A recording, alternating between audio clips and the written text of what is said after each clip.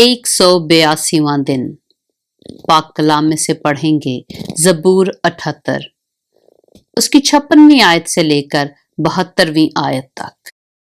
تو بھی انہوں نے خدا تعالیٰ کو آزمایا اور اس سے سرکشی کی اور اس کی شہادتوں کو نہ مانا، بلکہ برگشتہ ہو کر اپنے باپ دادا کی طرح بے وفائی کی اور دھوکہ دینے والی کمان کی طرح ایک طرف کو جھک گئے، کیونکہ انہوں نے اپنے اونچے مقاموں کے باعث اس کا قہر بھڑکایا اور اپنی کھودی ہوئی مورتوں سے اسے غیرت دلائی۔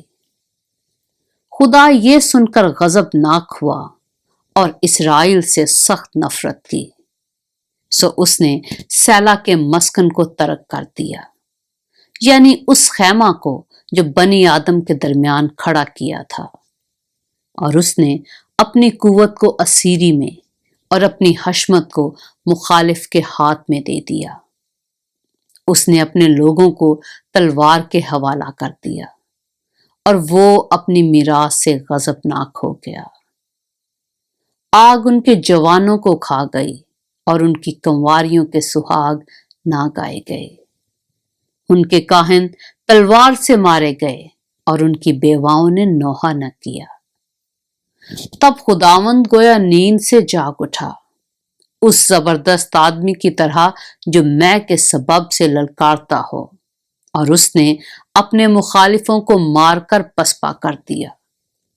اس نے ان کو ہمیشہ کے لیے رسوا کیا، اور اس نے یوسف کے خیمہ کو چھوڑ دیا اور افرائیم کے قبیلہ کو نہ چنا، بلکہ یہودا کے قبیلہ کو چنا، اسی کوہ سیون کو جس سے اس کو محبت تھی، اور اپنے مقدس کو پہاڑوں کی مانند تعمیر کیا اور زمین کی مانند جسے اس نے ہمیشہ کے لیے قائم کیا ہے۔ اس نے اپنے بندہ داؤد کو بھی چنا اور بھیڑ سالوں میں سے اسے لے لیا۔